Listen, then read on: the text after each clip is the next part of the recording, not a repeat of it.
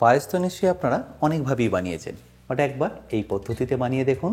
গরমের দিনে খাওয়া দাওয়ার পরে এরকম ঠান্ডা ঠান্ডা পায়েস খেতে কিন্তু ভালোই লাগবে। আর এর বেস্ট পার্ট হলো এটা আপনারা খুবই কম খরচে ঘরোয়া উপকরণ দিয়ে বানিয়ে নিতে পারবেন।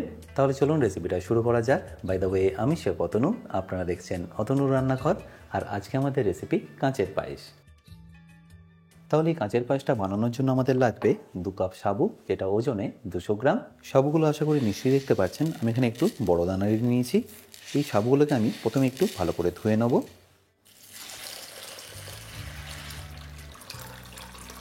দেখতেই পাচ্ছেন সাবুর মধ্যে থাকা ময়লাগুলো জল ঢালার সাথে সাথেই কিন্তু বেরিয়ে এসছে, তাই এটাকে আপনাদের 1-2 বার খুব ভালো করে ধুয়ে নিতে হবে।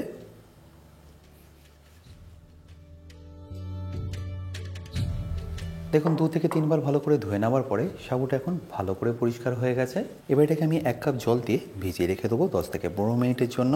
ঠিক সাবুর যতটা লেয়ার ততটাই আপনাদের এখানে জলটা দিয়ে দিতে হবে। খুব বেশি জল দিয়ে দিলে পরে মাখার সময় দেখবেন এটা অনেকটাই পাতলা হয়ে যাবে। আচ্ছা, এর মধ্যে আমি সামান্য একটু নুনও দিয়ে দিচ্ছি, যাতে এটা সেদ্ধ হওয়ার পরে আলুনি না লাগে।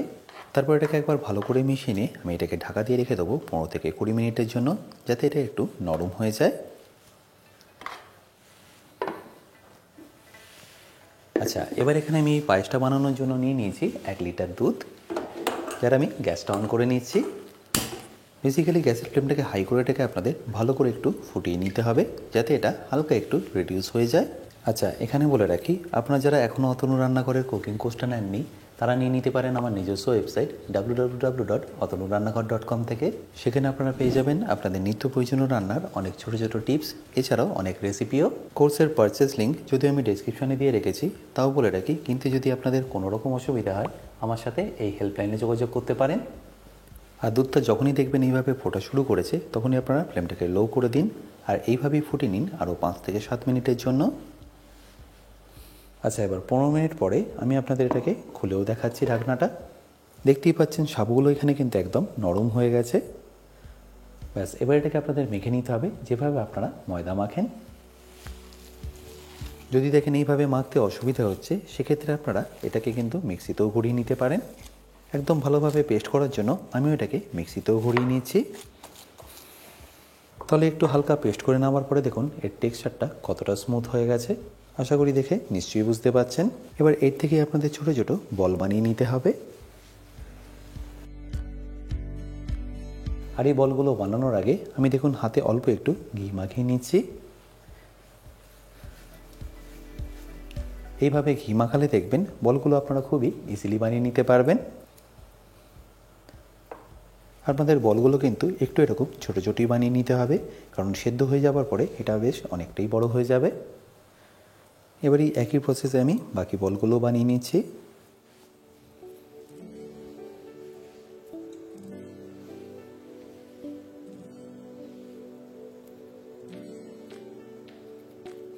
তাহলে নিশ্চয়ই দেখতে পাচ্ছেন এটা বানানো কতটা সিম্পল। তাহলে আমার এখানে সবকটাই বল খুব ভালো করে বানানো হয়ে গেল। এবার এই বানিয়ে নেওয়া সাবুর বলগুলোকে আমি ডাইরেক্টলি দিয়ে দেবো দুধের মধ্যে, বাট তার আগে আমি এখানে দিয়ে দেবো 1 কাপ মতো গুঁড়ো দুধ। এটা আপনারা অল্প অল্প দেবেন আর মেশাতে থাকবেন, তাহলে দেখবেন এর মধ্যে আর কোনো রকম লাম্পস আসবে না। আর এই গুঁড়ো দুধটা দিলে দেখবেন এর টেস্টটাও খুবই ভালো আসবে।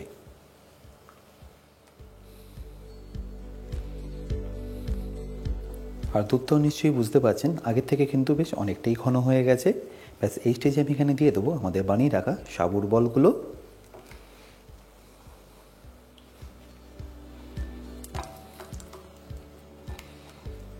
সাবুর বলগুলো দেওয়ার পরে ফ্লেমটাকে মিডিয়াম করে এটাকে একবার ভালো করে মিশিয়ে নিন। তারপর এইভাবেই কুক করতে থাকুন যতক্ষণ না সাবুর বলগুলো একদম পারফেক্টলি কুক হয়ে যাচ্ছে। দুধটা যখন এরকম পাতলা থাকবে, এই স্টেজে কিন্তু আপনাদের সাবুর বলগুলোকে দিয়ে দিতে হবে। তাহলে দেখবেন সাবুর বলগুলো কুক হতে হতে দুধটাও ঘন হয়ে যাবে। আচ্ছা, এবার মিডিয়াম ফ্লেমে এটাকে আমি কুক করে নেবো 15 থেকে 20 মিনিটের জন্য। বাট মাঝে মাঝে কিন্তু আপনাদের এটাকে মিশিয়ে নিতে হবে, যাতে দুধটা নিচে লেগে না যায়।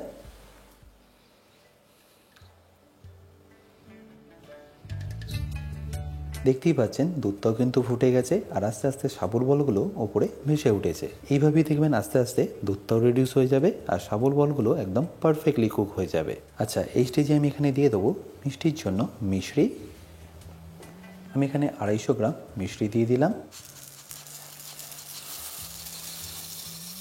আপনারা এখানে আপনাদের পছন্দ মতো মিষ্টিটা দিয়ে দিতে পারেন, যতটা মিষ্টি খেতে চাইছেন সেই অনুযায়ী দিয়ে দেবেন। মিষ্টির পরিবর্তে আপনারা চাইলে এখানে চিনি বা কনডেন্স মিল্কও ব্যবহার করতে পারেন। আর মিষ্টি দিয়ে দিলে দেখবেন মিষ্টির ভাবটা একটু মাইল্ড আসে আর খেতেও ভালো লাগে। ব্যাস, এবার এটা যতক্ষণ না রিডিউস হয়ে যাচ্ছে ততক্ষণ এটাকে আমি ভালো করে একবার ফুটিয়ে নেব। আশা করি নিশ্চয়ই দেখতে পাচ্ছেন দুধটা এখন পারফেক্টলি ঘন হয়ে গেছে, তাই আমি গ্যাসটা বন্ধ করে দিচ্ছি। আর বন্ধ করার পরে আমি এখানে অ্যাড করে দেবো 1-3 চামচ এলাচ গুঁড়ো আর তারই সাথে 1/2 চা চামচ গোলাপ জল।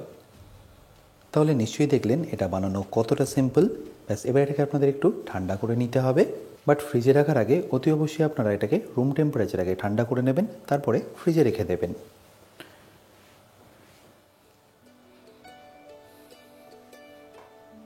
আর ফ্রিজে রাখার পরে যখন এটা একদম ঠান্ডা হয়ে যাবে তখন এটাকে আমি আপনাদের পরিবেশন করেও দেখাচ্ছি।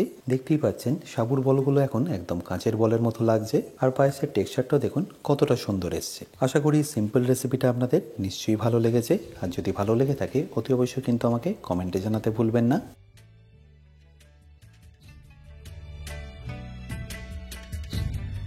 বাই দ্য ওয়ে, আমি শেফ অতনু, আপনারা দেখছিলেন অতনু রান্নাঘর। দেখা হচ্ছে আপনাদের সাথে একটা নতুন রেসিপি নিয়ে নেক্সট এপিসোডে। ভালো থাকবেন, সুস্থ থাকবেন।